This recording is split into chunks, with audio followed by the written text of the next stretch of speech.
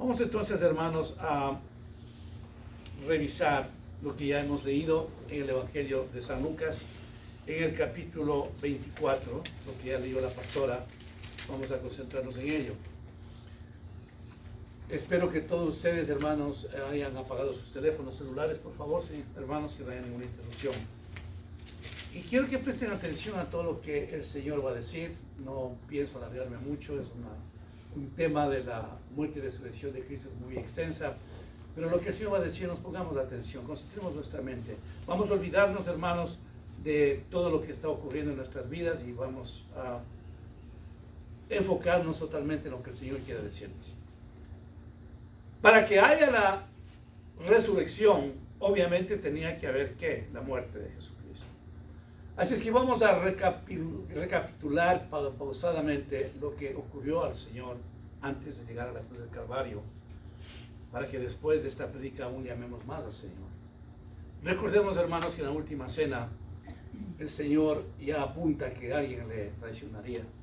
Eran 12 apóstoles que le rodeaban a Jesús, apóstoles que él mismo escogió, pero que dentro de los 12 apóstoles habría alguien que le traicionaría por un puñado de monedas, hermano, por un puñado de dinero.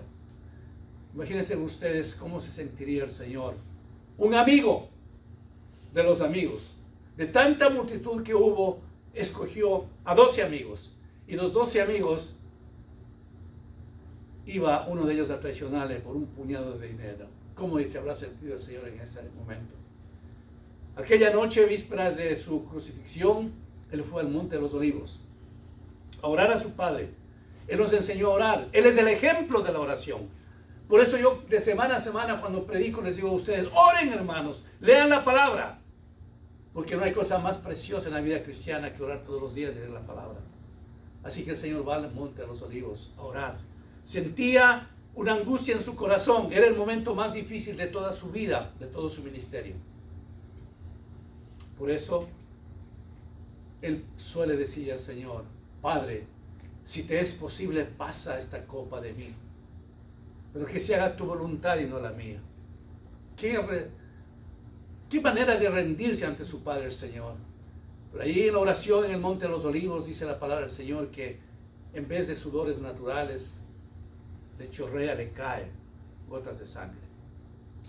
¿Pueden ustedes, hermanos, comprender, podríamos todos comprender lo que significa estar orando y que era tanta la angustia del Señor y que de pronto le chorree sangre de sus mejillas, hermanos? Esa era la angustia. El apóstol San Pedro, cuando le escucha al Señor en la última cena y le dice que iría a Jerusalén, como hemos leído en esta mañana, será entregado a los pecadores. Moriré, pero resucitaré. El apóstol San Pedro se sorprende y le dice, Señor, yo daría la vida por ti. Yo haría todo, Señor, para que tú no mueras. Levanta su mirada el Señor y le dice, Pedro, esta misma noche tú me vas a negar 3 veces antes de que cante el gallo. Se dice que Pedro era su mano derecha, hermanos. Pero sin embargo el Señor le dice en ese momento, tú me vas a negar a mí, Pedro, 3 veces antes de que cante el gallo. Qué tristeza, qué amargura, qué soledad habrá sentido el Señor en esos momentos para decirle eso a Pedro. Y cuando vienen los soldados y los de la sinagoga a arrestar al Señor, él observa a todos sus discípulos que tomaban sus cosas y se alejaban de él. Dice la palabra del Señor que huyeron. Entonces el Señor se queda absolutamente solo. Después de estar 3 años y medio con sus amigos, con sus discípulos, después de que ellos vieron tantos milagros, se queda absolutamente solo. Así que el Señor, para dar el segundo paso e ir a la cruz del Calvario, ya tenía un sufrimiento terrible, hermanos. No sé cuántos de ustedes o cuántos de nosotros, a personas que hemos querido con todo nuestro corazón, algún día nos traicionaron, nos hablaron, duele hasta los huesos, hermanos. Cuando usted ha servido a la gente con todo su corazón. Y muchas de las ocasiones pasa más en el seno de la familia. Porque el enemigo es astuto. Él quiere darnos a nosotros duro con las personas que más queremos. Y eso se presenta precisamente no en un ambiente de amistad, solamente de amigos, sino de familia. Cuando un día usted extendió sus manos, ayudó, oró, tantas cosas. Pero que llega un día que se siente traicionado usted por la actitud de estas familias. Figurémonos entonces en esta mañana, hermanos, que el Señor dio todo su corazón, su vida, su amor a sus discípulos. Les dio un entrenamiento maravilloso para que ellos arranquen con la obra del Señor. Pero un solo discípulo le fue fiel al Señor. Uno solo.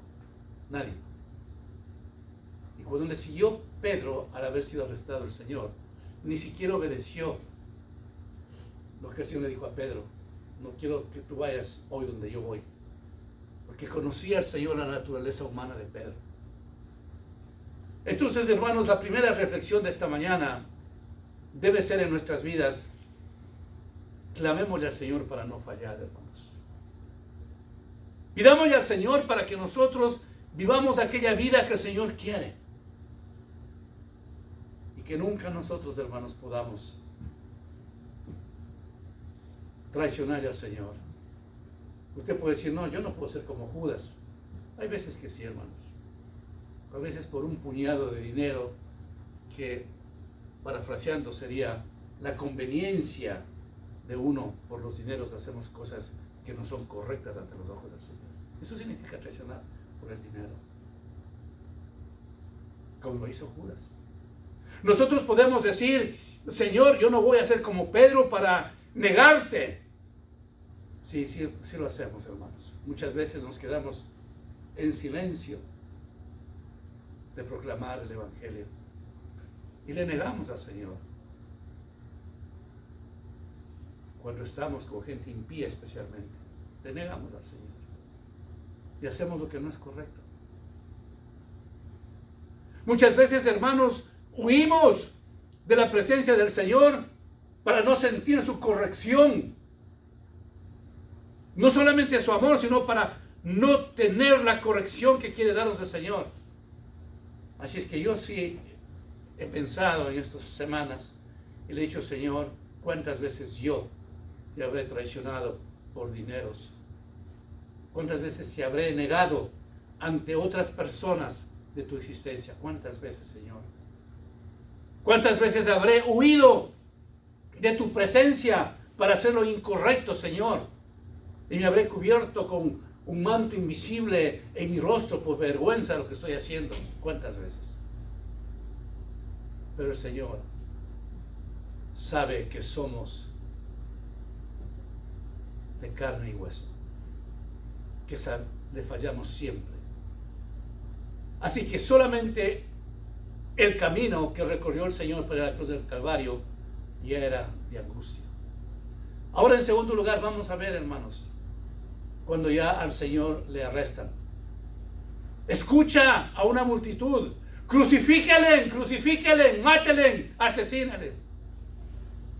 Una multitud, hermanos, que habrá estado tantas personas en ese grupo que el Señor sanó, el Señor dio de comer, el Señor hizo milagros, el Señor resucitó a muertos. No había un solo enfermo que se acercase al Señor que no sea sano. La descripción en los evangelios sobre los casos de sanidad son escasos, hermanos. El Señor sanó a todos los enfermos que se acercaban donde Él. Y hace una cosa maravillosa. Deja aquí en la tierra el nuevo pacto. Es decir, se acabaría, hermanos, todo lo cuando usted va al Antiguo Testamento y lee tantos sacrificios y tantas cosas que tenía que hacer para usted ser salvo. Con la venida del Señor suscribe, deja cimentado, deja sembrado el nuevo pacto. ¿Cuál es el nuevo pacto? El nuevo pacto es que al morir y resucitar el Señor, nosotros somos salvos por gracia. Amén. no por obras para que nadie se crea, sino por fe. Somos salvos por medio de la fe. La humanidad recibe entonces, hermanos, un nuevo pacto que dentro de la historia de Dios no se daba, no se ha dado. Luego nosotros recibimos algo especial por la venida del Señor, que es el Espíritu Santo. Es necesario que yo me vaya para que os envíe el Espíritu Santo. Recibimos esa dádiva. Usted y yo tenemos el Espíritu Santo que tuvo Moisés, que tuvo Elías, que tuvo Jeremías, que tuvo David. Aleluya. Todos esos grandes hombres. ¿Y quiénes somos nosotros al lado de ellos, hermanos? Yo personalmente nada. Pero sin embargo el Señor en su gracia y en su misericordia, al suscribir el nuevo pacto, nos llena con su Santo Espíritu. Con la venida del Señor nosotros podemos entrar, hermanos, a la presencia del Señor en el nombre de Jesús y estar cara a cara con el Señor en comunión con Él. Algo imposible redactado en el Antiguo Testamento. Le ponen una corona de espinas al Señor. Figurémonos en este momento, hermanos, esa corona de espinas que empezó a sangrar las sienes, a bajarle sangre al Señor. Qué dolor tremendo habrá sido.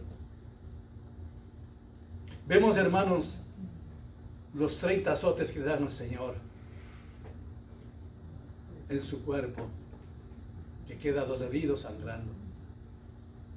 Vemos, hermanos, que le insultan, le calumnian, le escupen en la cara, le abofetean, hermanos, se burlan de él. Como en la actualidad, hermanos, la gente se burla de las cosas de Dios y parecería que nunca ellos van a recibir el juicio y la justicia del Señor. Esta mañana al venir acá a la iglesia decía mi esposa, decía, Silvita, el problema que yo veo en el mundo entero, en contexto cristiano, es de que creen de que el juicio del Señor nunca llegará.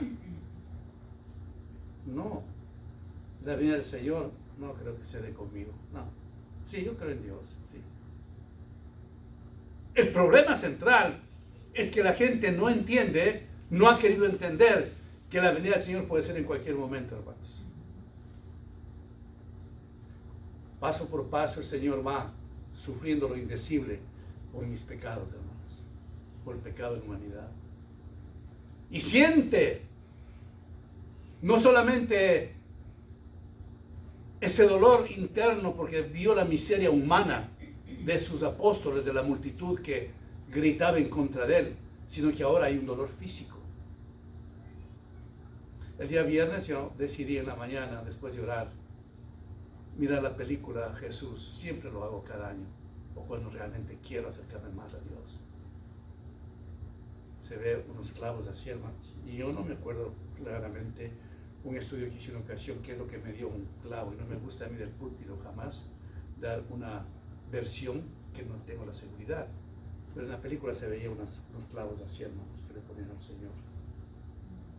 Y cuando le ponían cada clavo, cómo gritaba el Señor, hermanos. Había atrás de eso un dolor profundo, un dolor que yo no puedo comprender jamás, que nadie podrá comprender, ese dolor físico, que no podemos comprender, hermanos. Gritaba el Señor del dolor. Mas, sin embargo, cuando estaba en la cruz, hermanos, escuchó a los dos ladrones que estaban junto a él. El uno que les reclamaba: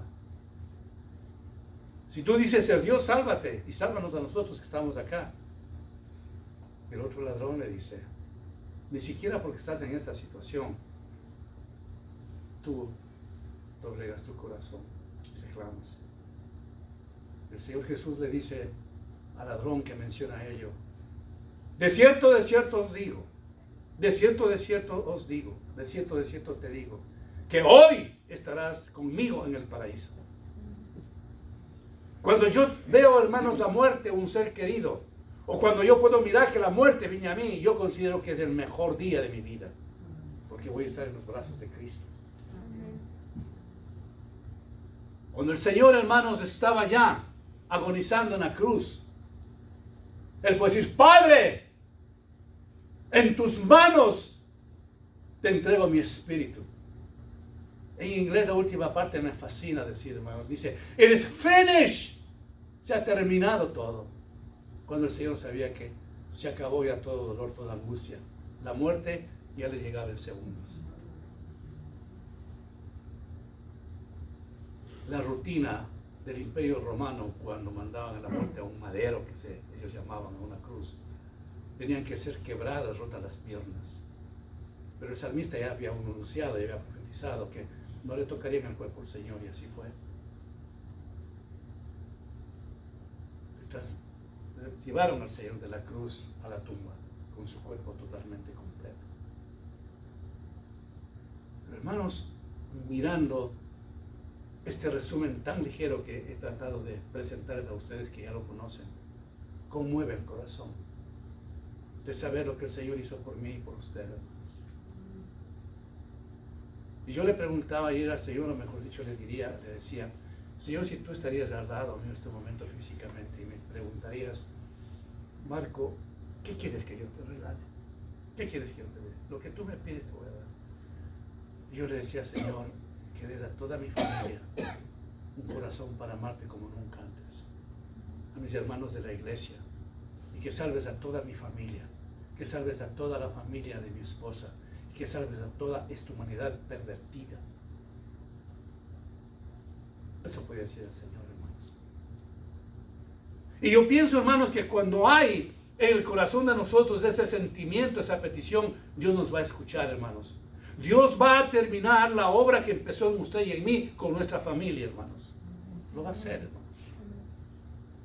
No importa cuándo sería el tiempo que no hemos hablado con nuestros familiares o no los hayamos visto, pero el Señor lo va a hacer.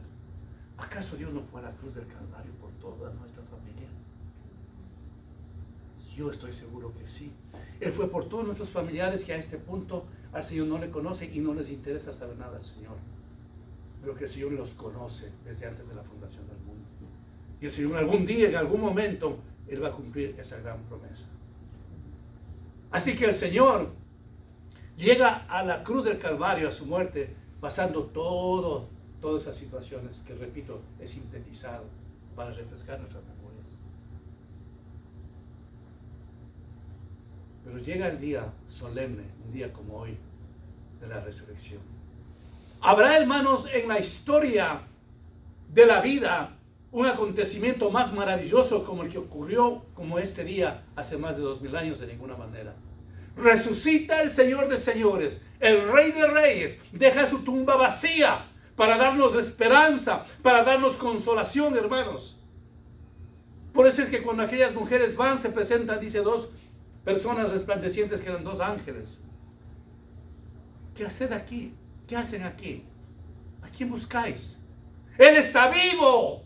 Él no ha muerto, Él vive. Ahí arranca, hermanos, la esperanza de la humanidad para darnos a nosotros una alegría profunda. Aquellas mujeres fueron a cumplir con un rito judío, pero se encuentran con algo maravilloso. La tumba estaba vacía.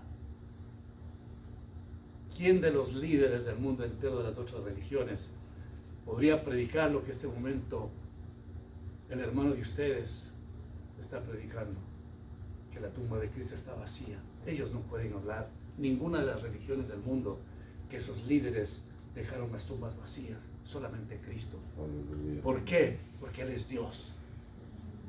La historia de la resurrección ustedes la conocen muy bien. Pero vamos a ver, hermano, pausadamente, ¿qué da la resurrección? Refresquemos nuestras memorias, que ustedes la conocen. En primer lugar, la resurrección nos regala el perdón de pecado. Porque el Señor, al derramar su sangre preciosa en la cruz del Calvario, ha perdonado mi pecado, me lavó de mi pecado, ha lavado su pecado. En segundo lugar, después de habernos perdonado, el Señor, ¿qué nos regala? La salvación eterna. Cuando nosotros recibimos el perdón de pecado y la salvación que viene tomado de la mano, nosotros nos sentimos más felices que nadie, hermanos. ¿Qué podemos pedir en nuestras vidas si llegamos a comprender que nuestros pecados han sido lavados en la sangre de Cristo? ¿Qué más podemos pedir si después de arrepentirnos de nuestro pecado, Dios nos ofrece la salvación? Y en tercer lugar nos dice el Señor, yo estaré con vosotros hasta el fin del mundo. El momento que nosotros damos ese paso maravilloso de estar con el Señor, empieza Dios a cuidarnos de una manera grande. Y le fallamos al Señor, hermanos. Y pecamos. Y todos hemos pecado, hermanos. Unos más, unos menos. Pero el Señor, ¿cuántas veces nos ha dejado por nuestro pecado? 0. Llega un momento, sí, hermanos, que nos redarguye y me dice, me fallaste. Y Él mismo nos pone nuestras rodillas en el suelo y le pedimos perdón. Pero Él no nos deja.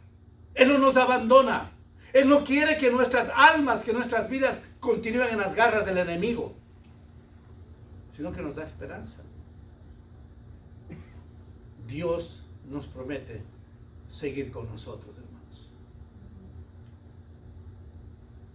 Una vez de que nosotros somos salvos, Dios sigue cuidando porque somos sus ovejitas, hermanos.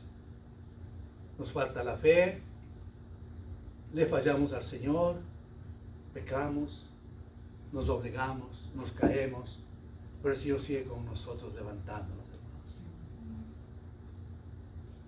Es una bendición tan grande poder comprender, hermanos, que pase lo que pase, cuando nosotros entramos a su redil, el Señor se convierte en nuestro pastor y nunca nos dejará por nada en la vida, hermanos.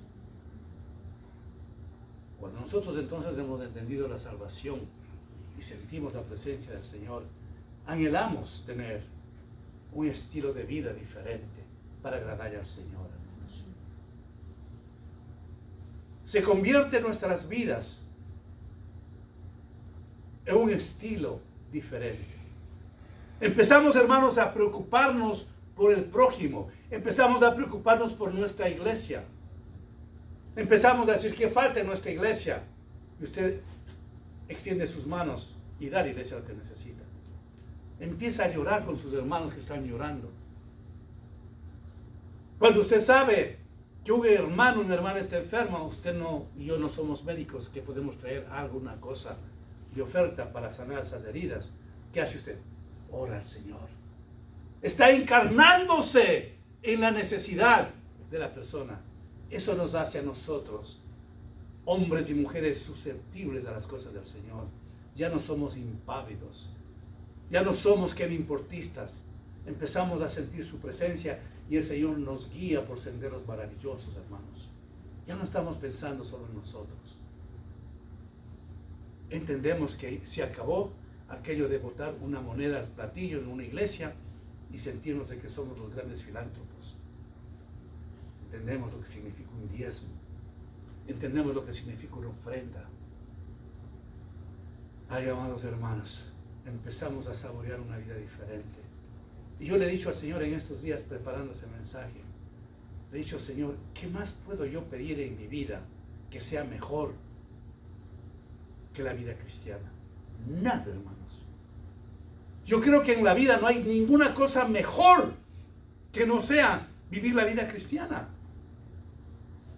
Aún en esa acumulación de tantos millones de dólares que las personas pueden hacer, a la final algún día a esas personas les llegará la muerte. ¿Y el dinero van a llevar? Nada. Pero usted empieza a saborear las caricias del Señor, a entender que la vida es diferente, a pensar que cuando viene la prueba, la tribulación, la enfermedad, el destrozo económico, financiero, como quiera llamárselo, usted está confiado en el Señor. Es decir, el temor se ha terminado, porque Dios es esperanza, Dios es refugio. Empezamos una vida absolutamente diferente. Y yo quiero invitar a usted en estos días, hermanos, que haga una pausa y diga, Señor, quiero ver a toda mi familia, quiero ver a todos mis amigos, aún esos amigos de la niñez, y que pueda decir, Señor, ¿cómo en tu misericordia me has tomado a mí?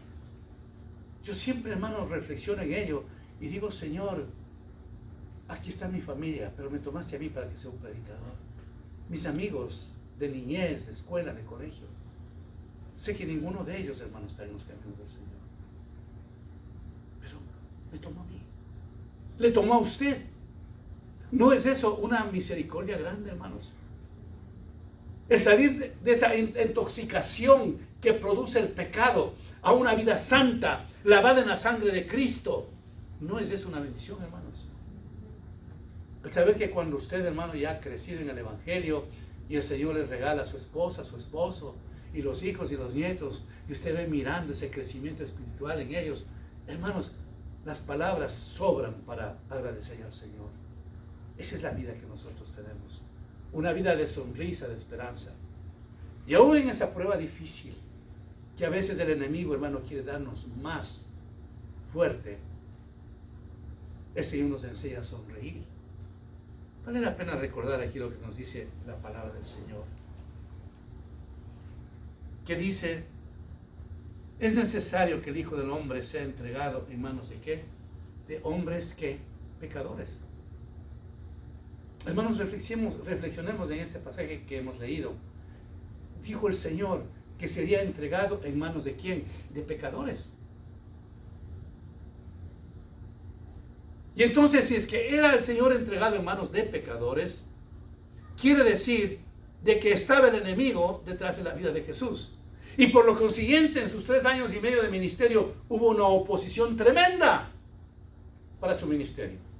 Él tuvo una oposición tremenda, hermanos. Cuando usted siente oposición de parte, en su corazón, de parte del enemigo, pelee la buena batalla, hermanos. Sepa que esa oposición, sepa que ese problema, sepa que esa prueba, esa tribulación, esa necesidad, jamás vendrá de Dios, al menos que estemos en pecado, sino que esa oposición viene del enemigo. E inmediatamente usted reflexiona y dice, mayor es el que está en mí que el que está en el mundo. Y dice, no, Señor, tú me vas a sacar de este problema, de esta situación. Cuando nosotros miramos a Nehemías, hermanos, vemos un hombre consagrado al Señor, con tremenda posición que tenía con el rey. Pero cuando siente en su corazón que su pueblo estaban en el suelo, que las murallas de Jerusalén estaban destruidas, él emprende una marcha solemne, hermanos. Ve la oposición que hay en ese caminar. Pero sin embargo, él está firme en la palabra del Señor. Y cuando a él le dicen que se esconda en el templo porque van a venir a matarle, la respuesta de Nehemías es, ¿ha de huir un hombre como yo? ¿Sabe lo que ocurre, amados hermanos? Que cuando nosotros tenemos la prueba, la tribulación, tenemos que decir así en alta voz, ¿ha de huir un hombre como yo, una mujer como yo, lavado en la sangre de Cristo? No, no voy a huir. Voy a estar bien parado en la roca que es Cristo de la gloria. Y dice la palabra de Dios que lo que los judíos no hicieron en cientos de años, Él acabó las murallas de Jerusalén en 52 días. Entonces hay esperanza para nosotros, hermanos. Yo no sé la prueba que usted esté pasando, la circunstancia difícil, no lo sé, pero el Señor lo sabe.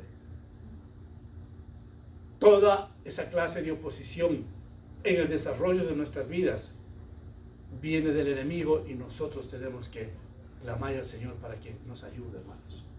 Dice, yo seré entregado en manos de los pecadores. Y siempre, desde que empezó el Señor a predicar, hubo una oposición tremenda. Porque la vida de Jesucristo terminaba en la muerte y resurrección para darnos salvación eterna para la humanidad. Y el enemigo nunca quiso hacer eso. ¿No sabe cuál es lo más importante después de la resurrección? O cuando resucita el Señor. Es que Él derrotó a la muerte. Y le derrotó a Satanás y le puso bajo sus pies. Y se acabó todo, hermanos. Y nosotros nos constituimos en hijos de Dios más que vencedores, hermanos. Que hay que llorar en esta vida, sí, hermanos. Que hay que sufrir en esta vida, sí, hermanos. Pero mantengámonos firmes.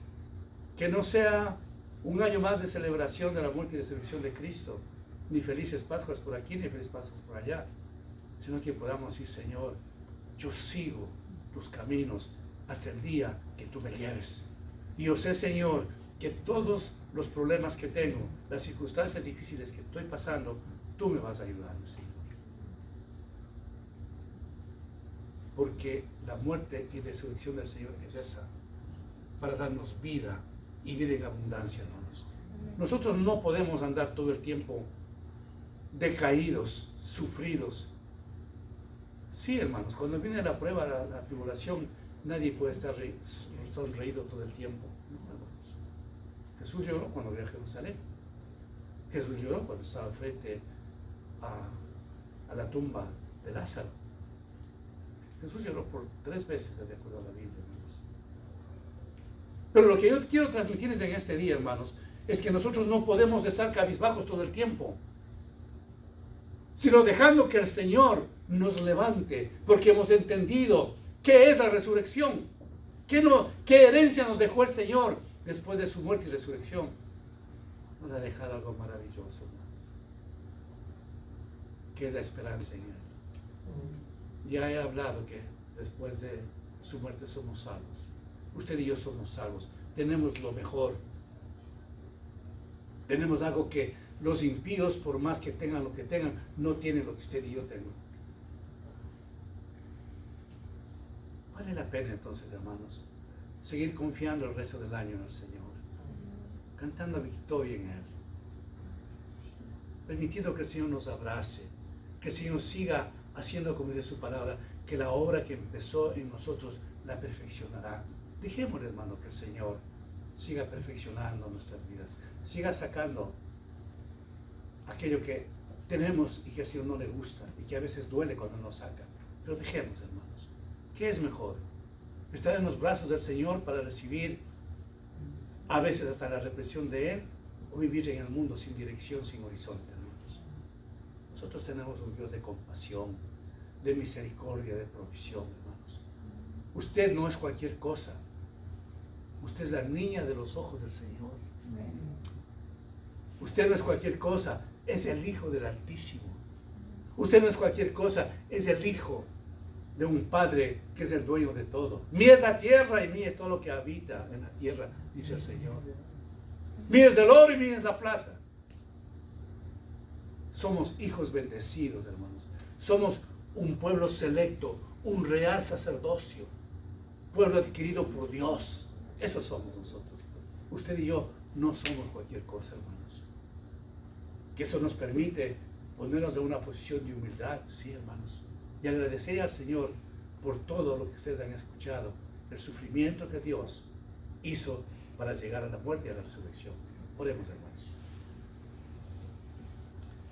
Padre bendito, qué alegres y contentos y complacidos nos sentimos cuando entendemos, Padre, de que tú fuiste a la cruz por nosotros, pero que hoy somos salvos, somos tus hijos, tenemos esperanza.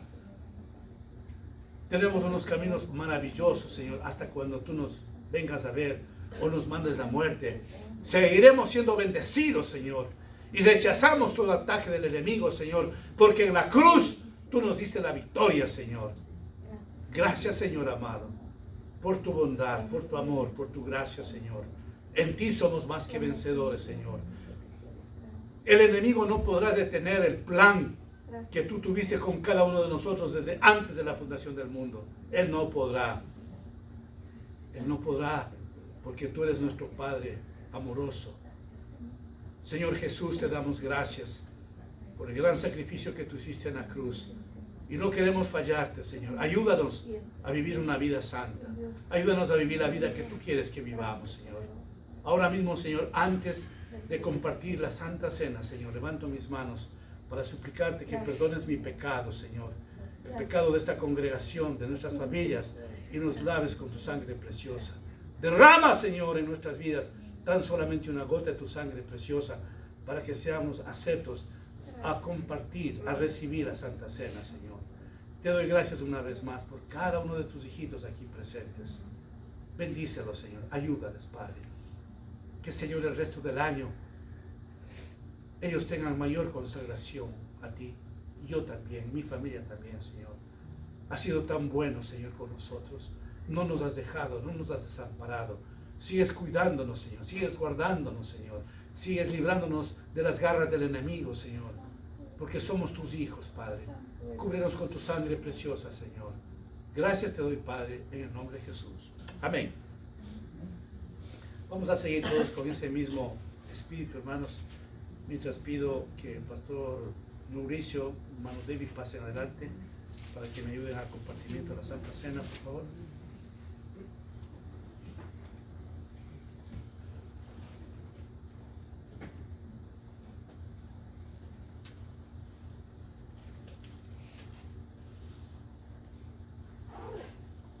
Hermano David, ore, por favor.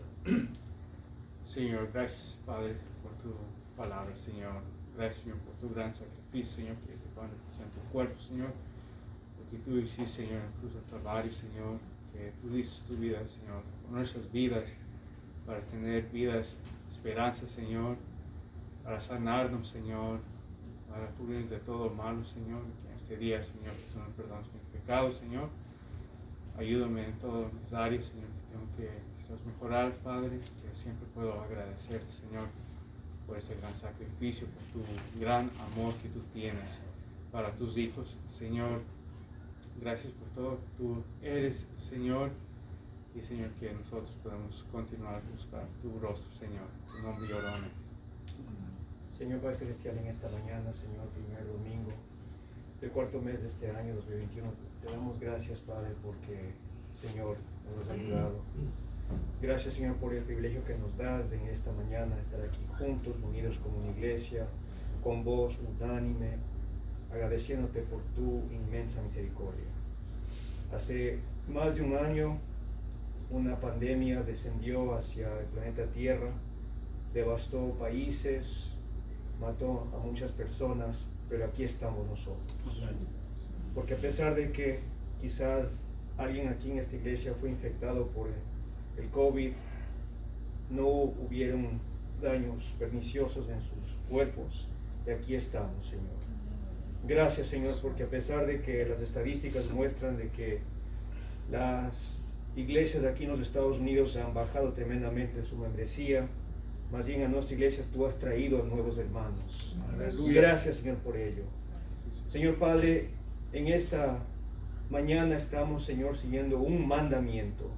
Jesucristo, tú mandaste que nos acordáramos de tu sacrificio a través de esta Santa Cena. Señor, este vino representa tu sangre, una sangre inocente que fue derramada en la cruz de Calvario por mis pecados. No soy digno, pero tú, Señor, me amaste. Gracias, Señor. Te pido que me perdones mis pecados, Señor, que me tengas misericordia, para que cuando yo participe, Señor, de este pan y de este vino, Señor, que representan tu cuerpo y tu sangre, Señor, lo pueda hacer dignamente. Te damos gracias, Señor. Gracias por tu misericordia, Señor, porque hoy podemos decir y clamar, Ebenezer, hasta este día tú, Señor, nos has ayudado. Procedan a repetir, por favor.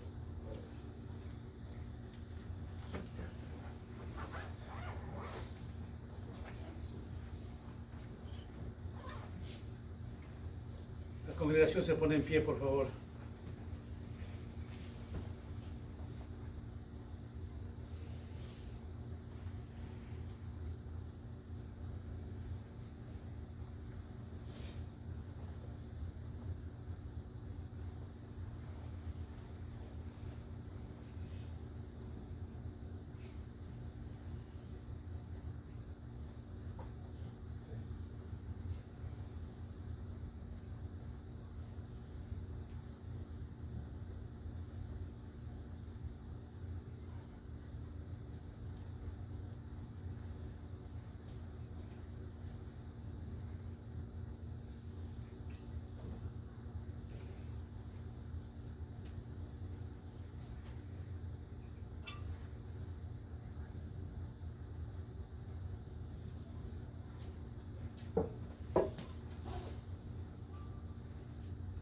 Amados hermanos y hermanas, cierren sus ojos, inclinen sus rostros. Este día es muy especial. El Señor quiere concedernos cualquier petición. Antes de compartir la Santa Cena, usted pida ya al Señor alguna o algunas peticiones que anhela, que el Señor en este día le va a conceder. Y algún día usted estará dando testimonio que este día le pidió lo que había en su corazón y el Señor le concedió. Tomemos un par de minutos por esa oración, hermanos.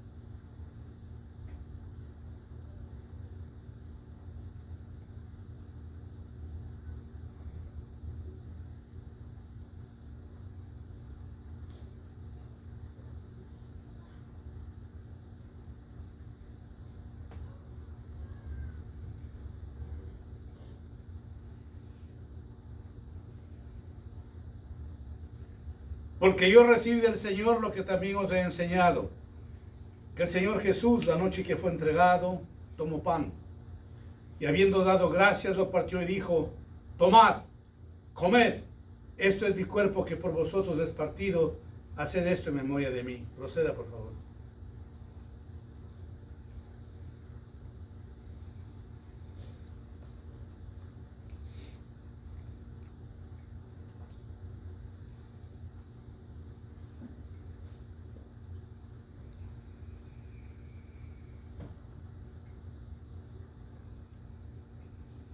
Asimismo, tomó también la copa después de haber cenado, diciendo: esta copa es el nuevo pacto en mi sangre.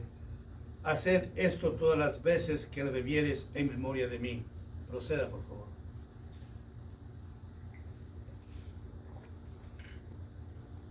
Padre bendito, gracias por tu amor, tu misericordia. Levanto mis manos para que derrames una bendición especial en tu pueblo que está aquí presente, Padre. En nombre de Jesús oro. Amén. Tomen asiento, por favor.